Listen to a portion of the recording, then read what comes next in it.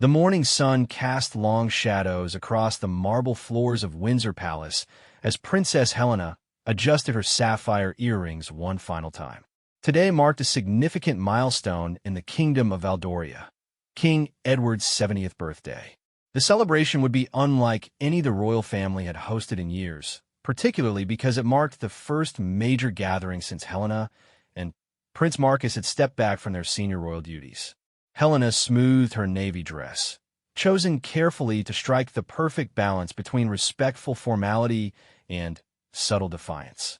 Every choice she made these days seemed to carry weight far beyond its intended meaning. The press would scrutinize everything from her jewelry selection to the length of her curtsy when greeting the king. "Are you ready for this?" Marcus asked, appearing in the doorway of their private chambers. His military dress uniform, adorned with medals from his service in the Valdorian Navy, commanded respect even from those who questioned his recent life choices. "As ready as one can be for walking back into a lion's den," Helena replied, managing a small smile. "Though I suppose calling your father's birthday party a lion's den isn't entirely charitable." Marcus crossed the room and placed his hands gently on her shoulders. "We're doing this for him, remember? Not for the press, not for the courtiers, not even for the rest of the family. We're here because we love him, despite everything that's happened." The everything Marcus referred to hung heavy in the air between them. Their decision to relocate to the countryside estate, away from the constant scrutiny of court life, had created ripples throughout the kingdom. Some viewed their choice as a betrayal of duty, while others saw it as a necessary step toward modernizing the monarchy.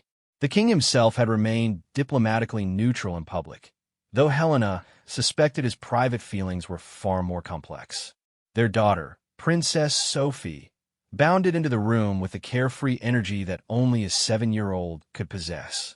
Her burgundy velvet dress was already slightly wrinkled from her morning adventures in the gardens, and a small leaf clung to her carefully arranged curls. "Mama, will there be cake?" Sophie asked, her eyes bright with anticipation. Mrs.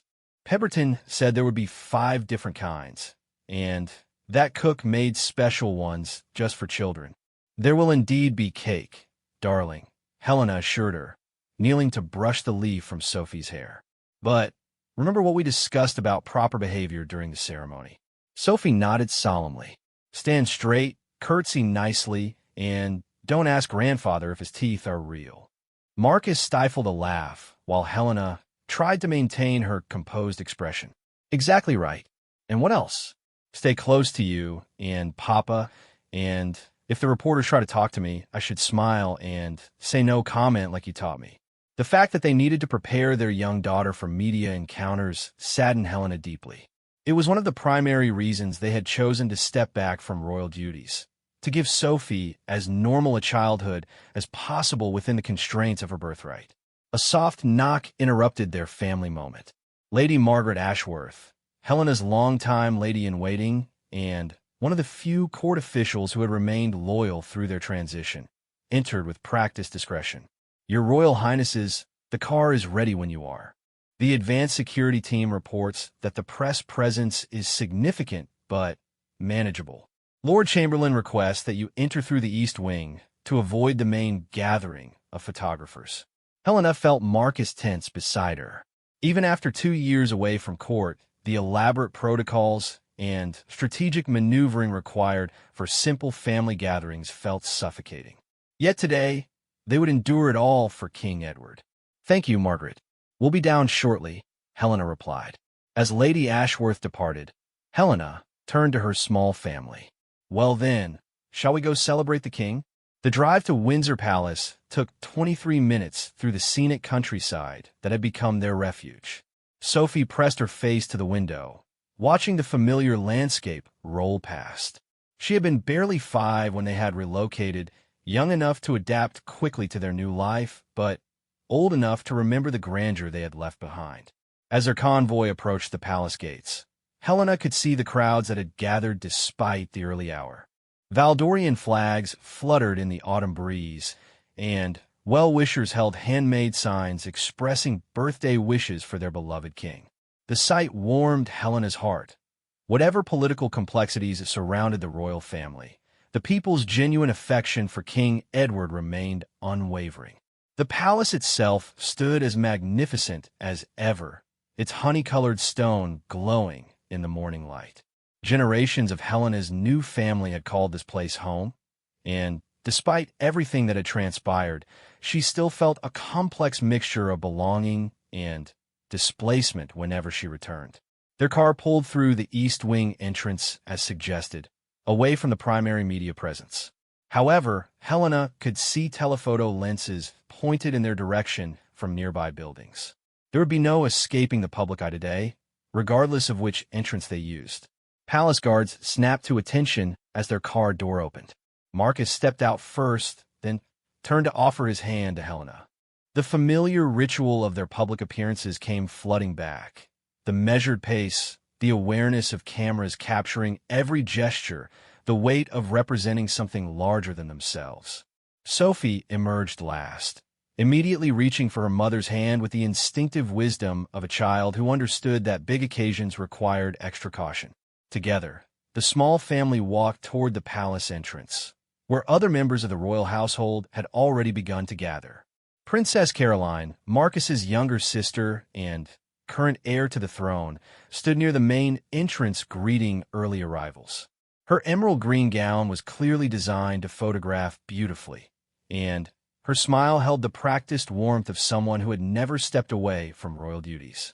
When she spotted Helena and Marcus approaching, her expression shifted almost imperceptibly, still warm, but with a hint of something that might have been calculation. "Marcus! Helena! How wonderful that you could join us," Caroline called out, moving toward them with arms extended. Her embrace was genuine, but brief, mindful of the watching eyes that documented every interaction for later analysis. "We wouldn't miss Father's 70th for anything," Marcus replied, his voice carrying a slight edge that suggested deeper conversations had already taken place about their attendance. "And, Sophie, you look absolutely beautiful," Caroline continued, bending down to her niece's level. "Your grandfather is so excited to see you. He's been talking about your visit all week." This was true. Helena knew that despite the complicated dynamics surrounding the adults, King Edward's relationship with his granddaughter remained uncomplicated and joyful. It was one of the reasons she and Marcus had been determined to attend today, regardless of their own discomfort. As they moved through the palace corridors toward the private family reception area, Helena couldn't help but notice how many familiar faces had changed since their departure. New courtiers, different security personnel, subtle shifts in the palace hierarchy that spoke to the ongoing evolution of the monarchy. The private reception room buzzed with conversation as extended family members, close friends, and senior officials gathered for the pre-celebration drinks. Helena recognized most faces, though some relationships had grown distant since their relocation. Politics had a way of complicating even the most personal connections. King Edward himself held court near the magnificent fireplace, resplendent in his ceremonial uniform. At 70, he remained an imposing figure, though Helena could see subtle signs of the passage of time, a slight stoop to his shoulders, a more deliberate pace to his movements. When his eyes found their small family across the room, his face lit up with unmistakable joy. "Marcus, my boy, and my dear Helena," the king's voice carried across the room as he moved toward them, causing conversations to pause and heads to turn. "And where's my favorite granddaughter?" Sophie stepped forward with a perfect curtsy that made Helena's heart swell with pride. "Happy birthday, grandfather. I brought you a drawing I made." King Edward accepted the carefully folded paper with the solemnity due a state document. "A drawing. How wonderful. Shall we look at it together after the ceremony?" The easy affection between grandfather and granddaughter provided a moment of uncomplicated happiness in what Helena knew would be a day full of complex undercurrents. Whatever political disagreements existed within the family, love remained the foundation that held them together. As the morning progressed and the time for the official ceremony approached, Helena found herself settling into the familiar rhythms of royal life. The conversations, the protocol, the careful navigation of personalities, and politics, it all came flooding back with surprising ease. Yet even as she smiled and made appropriate small talk with distant cousins and longtime family friends, she remained acutely aware that this was a performance. Every word would be analyzed, every interaction dissected by the media and court observers. The question that lingered beneath every conversation was whether this gathering represented a true reconciliation or merely a temporary ceasefire for the sake of celebration. The answer, Helena suspected, would become clear as the day unfolded. The Great Hall of Windsor Palace had been transformed into a vision of royal splendor for King Edward's 70th birthday ceremony. Golden banners bearing the Valdorian coat of arms hung from the vaulted ceiling, while arrangements of white roses and deep purple irises, the king's favorite flowers, adorned every available surface. Sunlight streamed through the magnificent stained glass windows, casting colorful patterns across the assembled guests. Helena found herself seated in the third row, a placement that spoke volumes about her current position within the family hierarchy. 2 years ago, she would have been in the front row beside Princess Caroline and other senior royals. Today, the careful orchestration of seating arrangements served as a subtle but clear indicator of how their departure had shifted the family dynamics. Marcus sat beside her, his jaw slightly tense as he surveyed the room. Helena could sense his discomfort with the ceremony's formality, even though he would never voice such concerns publicly. Their shared glances conveyed volumes about their mutual feelings regarding the elaborate protocols that governed even family celebrations. Sophie fidgeted slightly in her seat, overwhelmed by the grandeur surrounding her.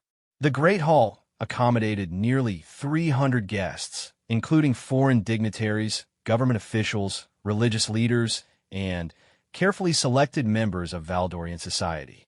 For a 7-year-old accustomed to quiet countryside living, the spectacle was both thrilling and intimidating. "Remember to stand when grandfather enters," Helena whispered to Sophie, straightening her daughter's small tiara, a gift from King Edward for her 6th birthday. The ceremony began with the arrival of the royal guard, their ceremonial uniforms pristine and their movements perfectly synchronized. The sound of their boots against the marble floor created a rhythmic announcement that silenced all conversation. Helena felt her pulse quicken with familiar anticipation, muscle memory from countless similar occasions throughout her years as a working royal. Archbishop Morrison, resplendent in his ceremonial vestments, took his position at the front of the hall. His voice, trained to carry across large spaces without amplification, began the traditional blessing that opened all significant royal celebrations. "We gather today in thanksgiving for 70 years of life granted to our sovereign, King Edward Alexander James Whitmore IV, by God's grace King of Valdoria and protector of her people." The formal language transported Helena back to her early days as a royal bride, when such ceremonies had felt magical and historic. Now she understood the weight of tradition they represented, both its beauty and its burden. A trumpet fanfare announced the king's entrance, and every person in the great hall rose to their feet. King Edward appeared at the main entrance, walking slowly but steadily down the red carpeted aisle. He wore the ceremonial crown of Valdoria, a magnificent piece that had graced the heads of monarchs for over 4 centuries. Helena watched her daughter's face fill with wonder at the sight of her grandfather in full royal regalia. Despite their simplified life away from court, Sophie clearly understood the significance of the moment. Her small hand slipped into Helena's, seeking reassurance while maintaining perfect posture. The king's procession moved with deliberate dignity. Behind him walked Princess Caroline, stunning in a gown of royal blue silk that complemented the ceremony's formal atmosphere. Her role as heir apparent was evident in every carefully measured step and gracious acknowledgement of the assembled guests. As King Edward passed their row, his eyes met Helena's briefly. The look contained layers of meaning: gratitude for their presence, acknowledgement of the complexity of their situation, and unmistakable paternal affection. Helena felt tears prick her eyes unexpectedly moved by the simple human moment within the grand ceremony. The king took his place on the ornate throne that had been brought specially to the great hall for the occasion. The golden chair, encrusted with precious stones representing each region of Valdoria, served as a powerful symbol of the monarchy's enduring presence in the nation's life. Archbishop Morrison began the formal birthday blessing, his words carrying centuries of tradition. Almighty God, we thank you for the life of our king, for his dedication to duty, his service to the people of Valdoria, and his unwavering commitment to the principles that guide our nation. Helena found herself genuinely moved by the ceremony's solemnity. Whatever personal complications existed within the family, King Edward's dedication to his role remained unquestionable. She had witnessed firsthand his tireless work on behalf of Valdoria's people, his careful attention to matters of state, and his genuine concern for the welfare of his subjects. The Archbishop continued, "We ask your continued blessing upon King Edward as he enters this new decade of life. Grant him wisdom in leadership, strength in service, and joy in the love of his family and people." Sophie leaned against Helena's side, clearly overwhelmed by the ceremony's length and formality. Helena gently stroked her daughter's hair, remembering her own early experiences with royal protocol. The learning curve was steep for adults. For children, it could be overwhelming. Following the religious portion of the ceremony, Lord Chancellor Sir William Pembroke approached the throne to deliver the formal birthday address on behalf of the Valdorian Parliament. His speech, carefully crafted to acknowledge the king's achievements while remaining politically neutral, lasted 15 minutes and covered topics ranging from economic development to international relations.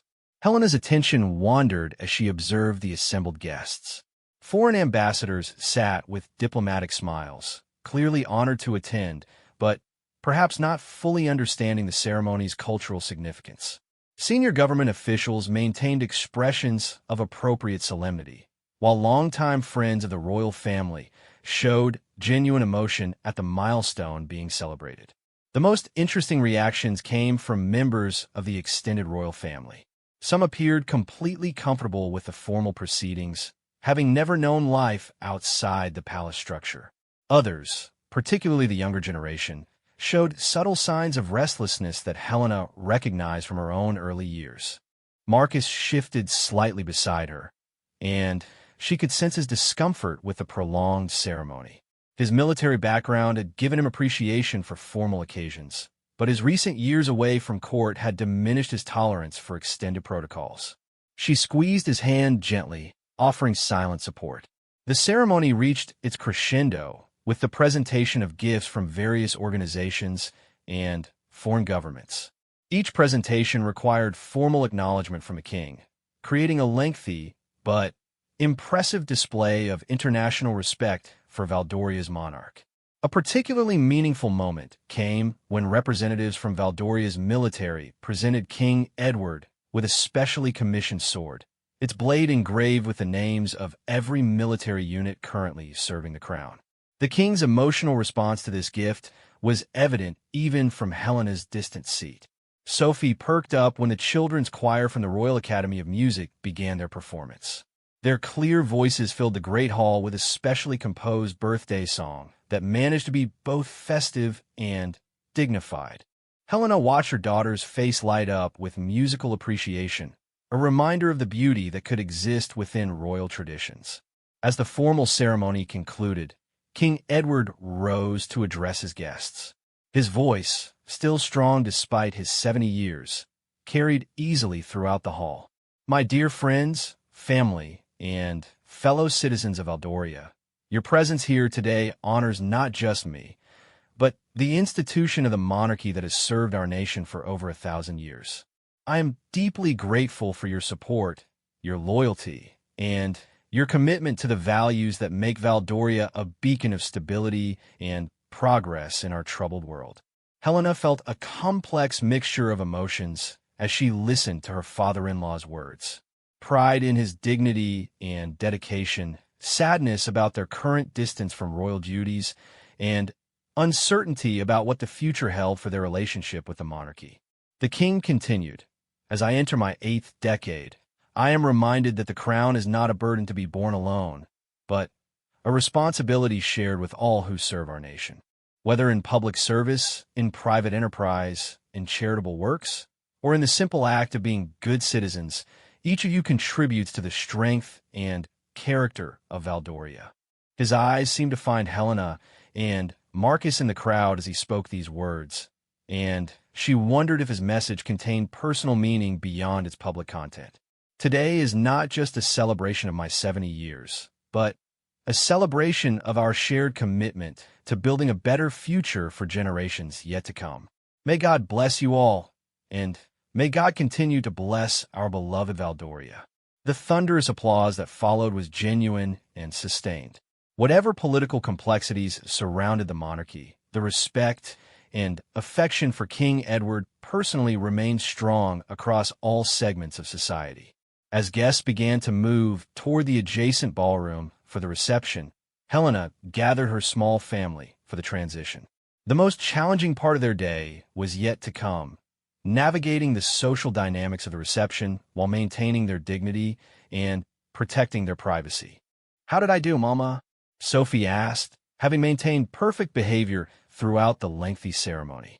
"You were absolutely perfect, darling," Helena assured her, meaning every word. "Grandfather will be so proud of you." The formal ceremony had concluded successfully, but Helena knew the real test of their return to royal life was just beginning. The grand ballroom sparkled under the light of 3 massive crystal chandeliers as guests transitioned from the formal ceremony to the birthday reception.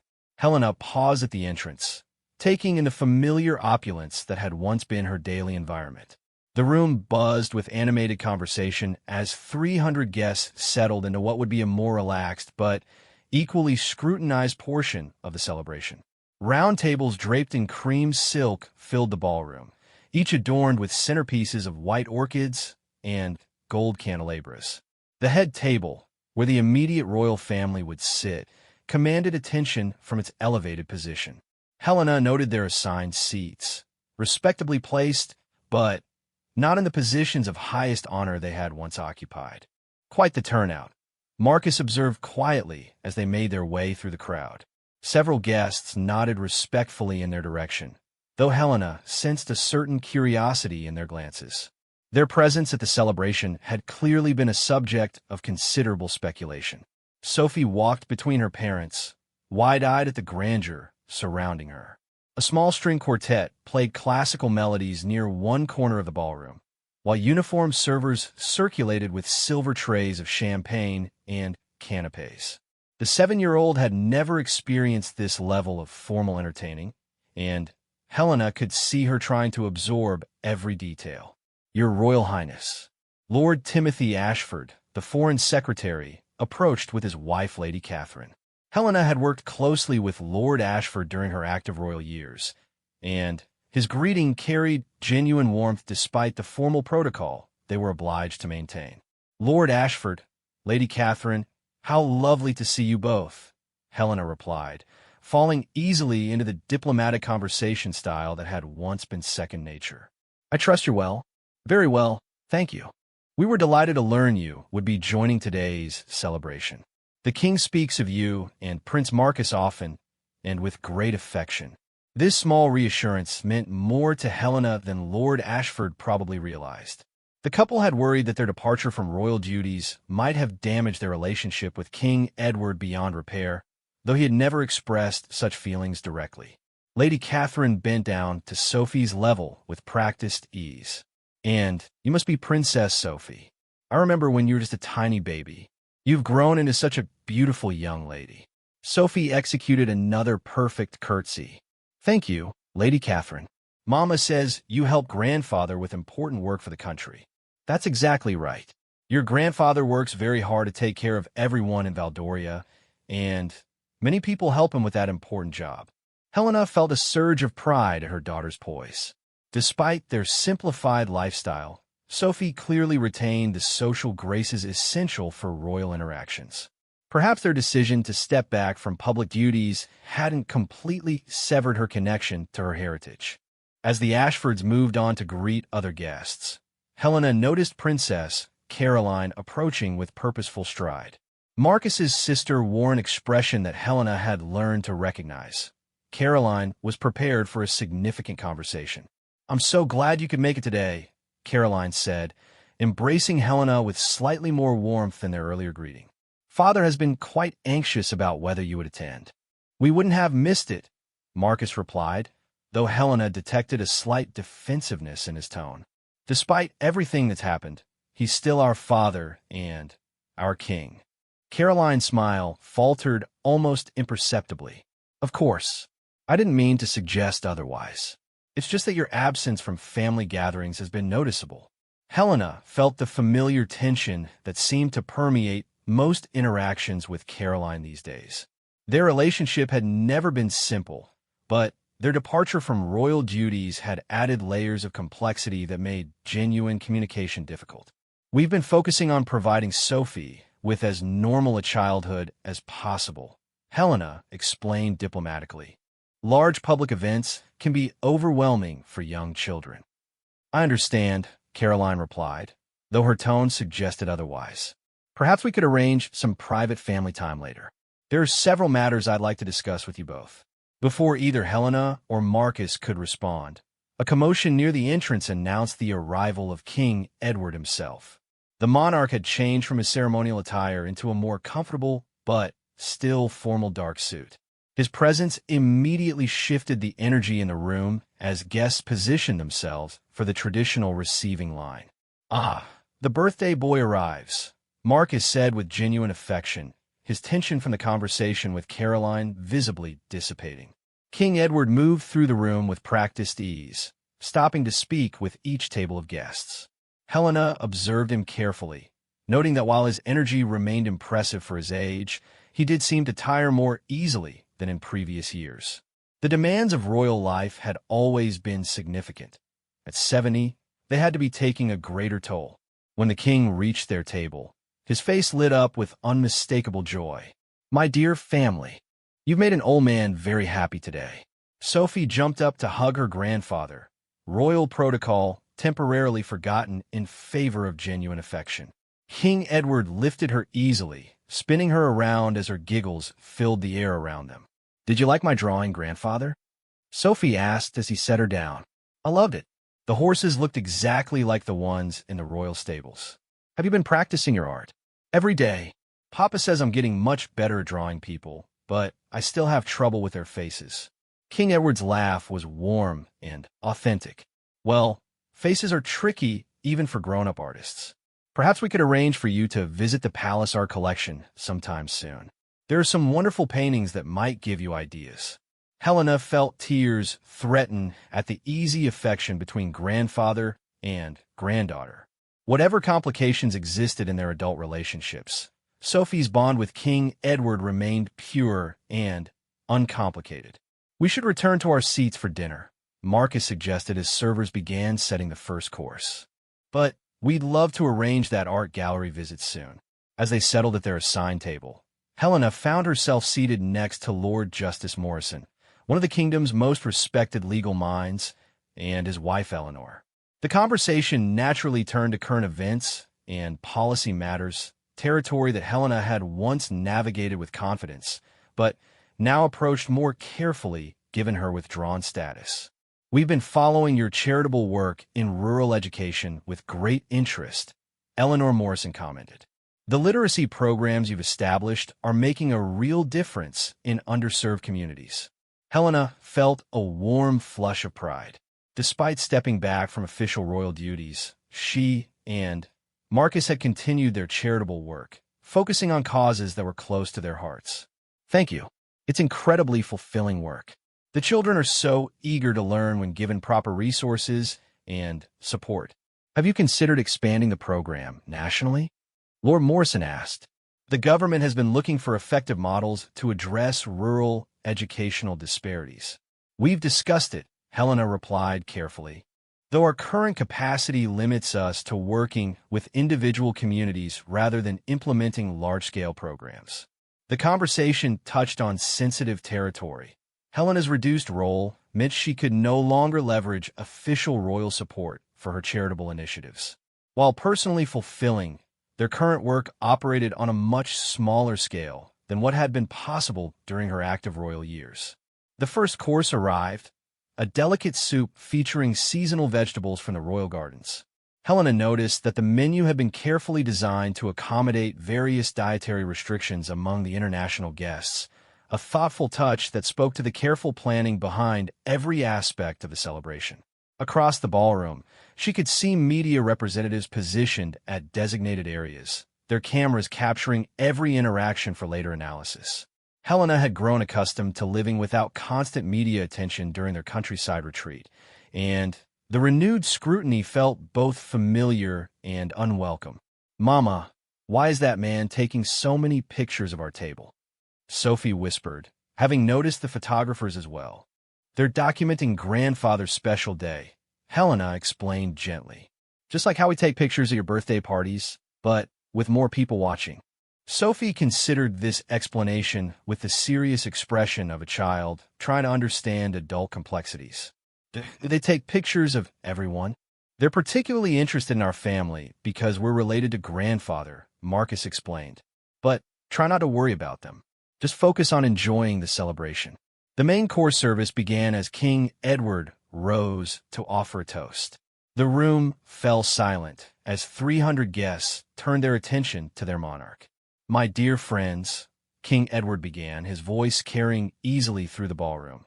"Tonight we celebrate not just my 70th birthday, but the bonds that hold our nation together.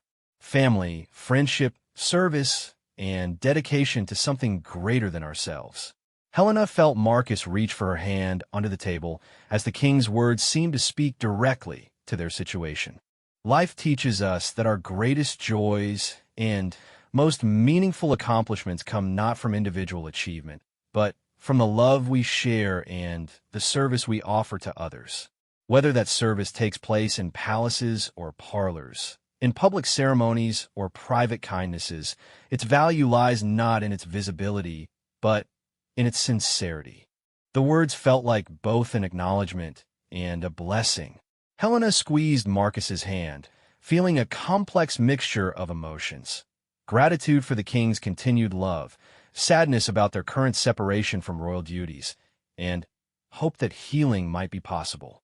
The toast concluded with thunderous applause, and dinner service resumed with renewed energy throughout the ballroom. Helena found herself relaxing slightly, beginning to remember why she had once loved these grand occasions despite their complexity. As dessert was served, 5 elaborate cakes representing different regions of Valdoria. The celebration shifted into its most relaxed phase. Musicians had replaced the string quartet, and several couples had begun dancing on the designated floor area. Sophie watched the dancers with fascination, her head swaying slightly to the music. "Would you like to dance, Princess Sophie?" a familiar voice asked. Helena turned to see Prince William, Marcus's youngest brother, bowing formally to his niece. At 28, William represented the younger generation of royals who moved easily between traditional protocols and modern informality. Sophie looked to her parents for permission, then nodded enthusiastically. William was her favorite uncle, known for his playful nature and genuine affection for children. Helena watched with amusement as he guided Sophie through a simplified version of a formal waltz, her small feet stepping carefully on top of his polished shoes. "She's grown so much," Marcus observed, emotion evident in his voice. "Sometimes I worry we're keeping her too isolated from this part of her heritage." Helena understood his concern. Their decision to raise Sophie away from constant royal scrutiny had been motivated by love, but it meant she was missing many experiences that had shaped previous generations of the family. Finding the right balance between protection and preparation remained an ongoing challenge. "She seems to be handling today beautifully," Helena replied. "Perhaps we've underestimated her ability to navigate these situations." Their conversation was interrupted by the approach of Sir James Morrison, the king's private secretary, whose expression suggested official business despite the festive atmosphere. "Your Royal Highness," he addressed Helena formally. His Majesty wondered if you might have a few minutes for a private word. "He's in the blue drawing room whenever you're available." Helena felt her pulse quicken. A private audience with King Edward could mean many things, and she wasn't certain she was prepared for a serious conversation about their future relationship with the monarchy. "Of course," she replied diplomatically. "Should Prince Marcus accompany me? His Majesty requested to speak with you individually first, if that's agreeable." Helena glanced at Marcus, who nodded his understanding. They had anticipated that their attendance might prompt deeper conversations about their status and future role within the family. "I'll watch Sophie," Marcus assured her. "Take your time." Helena made her way through the ballroom, nodding graciously to guests who acknowledged her passage. The blue drawing room was located adjacent to the ballroom, providing privacy while remaining accessible during large events. King Edward stood near the ornate fireplace when she entered, having shed his formal jacket in favor of a more comfortable appearance. At 70, he remained an imposing figure, though Helena could see fatigue around his eyes from the long day's activities. "Helena, my dear, please sit. We need to talk." She settled into one of the elegant blue silk chairs that gave the room its name, her hands folded carefully in her lap. The king's tone was serious, but not unkind, suggesting a conversation of importance rather than confrontation. "First, I want to thank you for coming today. Your presence means more to me than I can adequately express." "We wouldn't have missed your 70th birthday," Helena replied sincerely. "Despite everything that's happened, you remain incredibly important to us." King Edward nodded slowly. "I know the past 2 years haven't been easy for any of us. Your decision to step back from royal duties created challenges we're all still learning to navigate." Helena chose her words carefully. "It was never a rejection of the monarchy or your leadership. We simply felt we needed to create a different life for ourselves and for Sophie." "I understand your motivations," the king said gently. "The pressure of royal life can be overwhelming, particularly for those who didn't grow up within the system. I've watched too many good people struggle with expectations that sometimes seem impossible to meet." His acknowledgement of her struggles felt validating in ways Helena hadn't expected. The king had always been supportive, but she had wondered whether he truly understood the complexities of her position. "What concerns me," King Edward continued, "is the growing distance between you and the rest of the family. Marcus is my son, Sophie is my granddaughter, and you're my daughter-in-law regardless of your official duties. Those relationships matter more to me than any protocol or public obligation." Helena felt tears gathering in her eyes.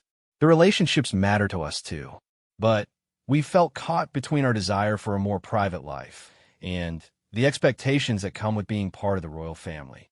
"Tell me about your life now," the king requested. Not the official version that appears in carefully worded press releases, but the real experience of your daily existence. For the next 15 minutes, Helena found herself describing their countryside life with surprising honesty.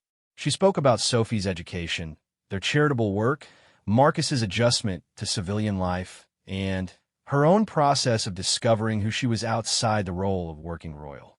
King Edward listened without interruption, occasionally asking clarifying questions that demonstrated his genuine interest in their well-being rather than concern for public perception. "It sounds fulfilling," he said finally, "and I can see why you found happiness in that lifestyle. But I want to discuss something important with you." Helena tensed slightly, preparing for what might come next. "I'm not getting any younger," the king continued matter-of-factly. "Today reminded me that I won't be here forever, and the monarchy will need to evolve with changing times. Your perspectives on modernizing royal engagement, on connecting with ordinary citizens, on balancing duty with personal well-being, these insights could be valuable contributions to that evolution." "What are you suggesting?" Helena asked carefully.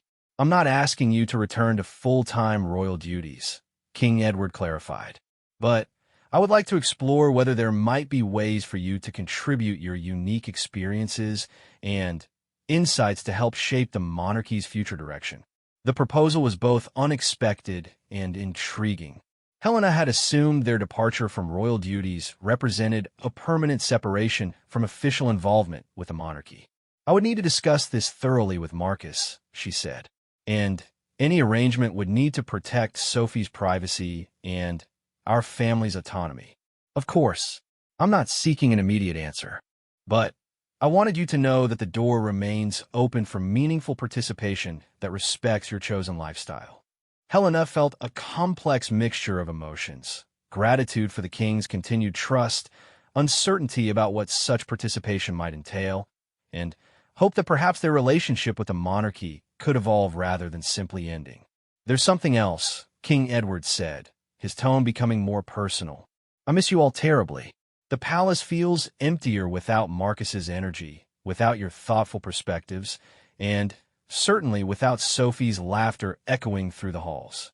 "We miss you too," Helena admitted, her formal composure finally cracking slightly. "It's been difficult to maintain distance from someone we love so much." "Then perhaps we can find ways to bridge that distance without compromising the independence you've worked so hard to establish." Their conversation was interrupted by a soft knock. Sir James appeared at the door with an apologetic expression. "Your Majesty, the ambassador of France has requested a brief audience before his departure."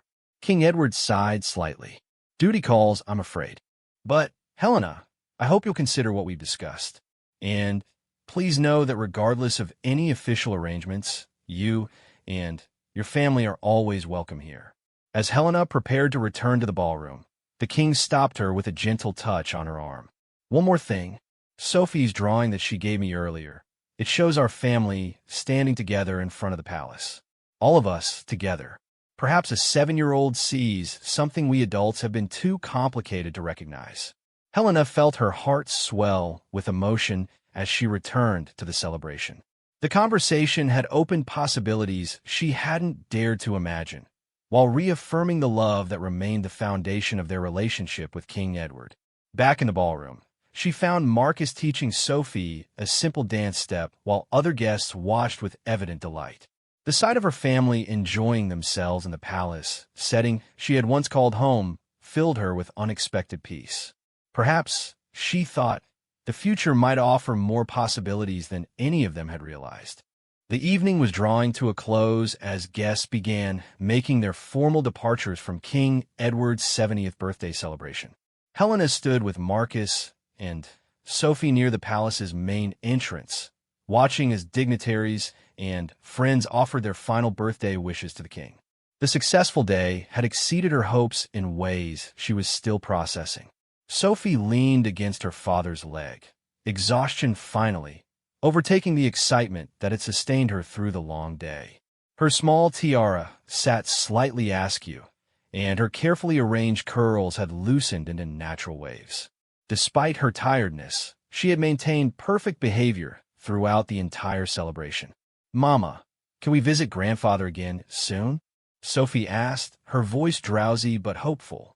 "I want to show him my other drawings, and he promised to take me to see the horses." Helena exchanged a meaningful glance with Marcus. The conversation with King Edward had opened doors she thought had been permanently closed, but they would need time to carefully consider what kind of relationship with the monarchy would work for their family. "I'm sure we can arrange visits," Helena replied diplomatically. "Grandfather loves spending time with you." Princess Caroline approached their small group, her expression softer than it had been during their earlier interactions. The long day seemed to have worn down some of the formal barriers that typically characterize their relationship. "Thank you for being here today," Caroline said with apparent sincerity. "Father was so much happier with all of us together.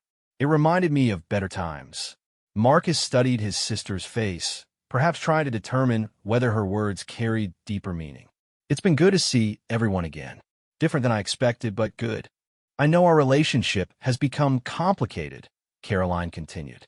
"But I hope you know that whatever disagreements we've had about duty and responsibility, they don't diminish my love for you and your family."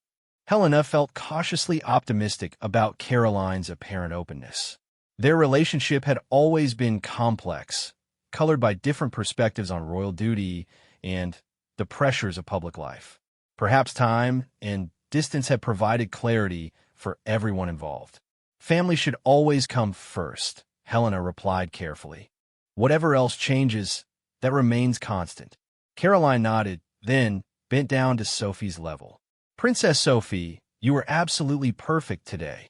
Grandfather couldn't stop talking about how proud you made him. Sophie straightened up despite her tiredness, pleased by the praise. I remembered everything Mama and Papa taught me about being polite and standing up straight. That's exactly right. Being a princess is about how we treat other people, not just about tiaras and pretty dresses. The simple explanation resonated with Helena. Perhaps there were ways to help Sophie understand her heritage that didn't require sacrificing the normal childhood they had worked so hard to provide. King Edward himself appeared in the entrance hall, having changed into more casual attire for the family's departure. His energy seemed renewed by the day's success, though Helena could see signs of fatigue beneath his evident happiness. "You're not leaving without saying goodbye to your old grandfather, are you?" he asked Sophie with mock sternness. Sophie giggled and ran to hug him tightly. "Thank you for the best birthday party ever, grandfather. I like the music and the dancing and especially the cake." "Which cake was your favorite?" King Edward asked seriously, as if her opinion carried great weight. "The chocolate one with the little flowers. Cook made them just right, not too sweet but not too plain. I'll make sure to tell Cook that you approved." Her feelings would be hurt if the royal cake critic found her work lacking. Helena watched the easy affection between grandfather and granddaughter with a full heart. Whatever complexities existed in the adult relationships, Sophie's bond with King Edward remained uncomplicated and joyful. "Before you go," the king said, addressing Helena and Marcus, "I want to give you something." He handed Helena an elegant envelope bearing the royal seal. "This contains some thoughts I've had about our earlier conversation, as well as a few ideas about how we might move forward together." Helena accepted the envelope with curiosity and gratitude. "Thank you. We'll read it carefully and discuss everything thoroughly. Take all the time you need. There's no pressure for immediate decisions. But I wanted you to know that I see a bright future for our family if we can find the right path forward." As they prepared for their departure, Helena reflected on how dramatically the day had exceeded her expectations. She had anticipated formal politeness and careful navigation of complicated relationships. Instead, she had experienced genuine warmth, honest conversation, and hope for healing. The drive back to their countryside estate was quiet, with Sophie falling asleep within minutes of settling into her car seat. Helena and Marcus sat in comfortable silence, both processing the day's events and their implications for the future. "The conversation with Father was more positive than I expected," Marcus said finally. "What did you think of his proposal?" "Intriguing but complex," Helena replied honestly. "I appreciate that he's not asking us to return to full royal duties, but any official involvement would need very careful consideration." Marcus nodded. "Sophie seemed to handle everything beautifully. Maybe we've been too protective." Helena considered this. Watching Sophie navigate the formal protocols and social interactions had indeed been reassuring. Perhaps their daughter was more resilient and adaptable than they had realized. She was remarkable today, Helena agreed. But one successful day doesn't necessarily mean she's ready for constant public scrutiny. "No, but it might mean we could find a middle ground between complete isolation and the full royal spotlight." They spent the remainder of the drive discussing possible scenarios for increased family involvement while maintaining their independence. The conversation was hypothetical, but hopeful, exploring possibilities neither had imagined when they left for the celebration that morning. Back at their countryside home, Helena helped Sophie change out of her formal dress and into comfortable pajamas. Despite her exhaustion, Sophie chattered excitedly about the day's highlights: the beautiful dresses, the magnificent hall, the dancing, and especially the time spent with her grandfather. "Mama, do you think grandfather gets lonely living in that big palace?" Sophie asked with the perceptive concern of a child. "I think he has many people around him," Helena replied carefully. "But yes, sometimes I think he does get lonely, especially for family. Maybe we could visit him more often. He seemed so happy when he saw us." Helena tucked the covers around her daughter, marveling at Sophie's intuitive understanding of emotional dynamics. Maybe we can, sweetheart. We'll talk about it with Papa and see what we can arrange. After Sophie fell asleep, Helena and Marcus settled in their private sitting room to read King Edward's letter. The document was several pages long, written in the king's careful handwriting rather than dictated to staff. The letter outlined a vision for modernized royal engagement that would allow Helena and Marcus to contribute their perspectives and experiences while maintaining their independence.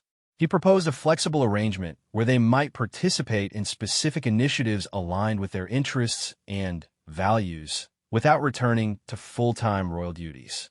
Most significantly, the letter included a formal invitation for Sophie to spend portions of her school holidays at the palace, allowing her to develop relationships with her royal heritage while continuing her regular education and countryside upbringing.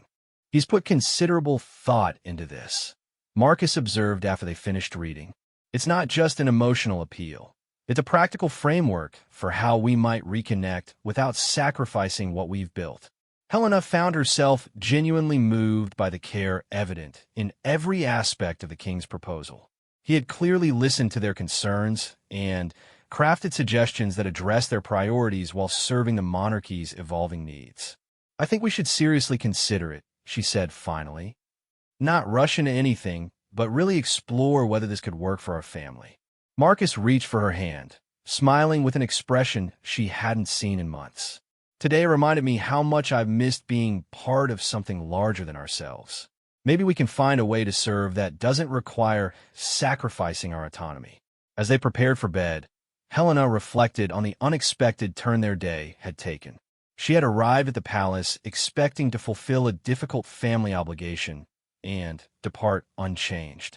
Instead, she was ending the day with renewed hope for healing relationships and possibilities she had thought were permanently closed. The future remained uncertain, but for the first time in 2 years, uncertainty felt like opportunity rather than anxiety. King Edward's 70th birthday celebration had accomplished far more than honoring his milestone. It had opened pathways for a family to find their way back to each other. Looking out the window at their peaceful countryside surroundings, Helena felt grateful for the journey that had brought them to this point. Their time away from royal duties had allowed them to discover who they were as individuals and as a family. Perhaps now they were strong enough to engage with their royal heritage on their own terms. The celebration was over, but Helena sensed that their real journey might just be beginning.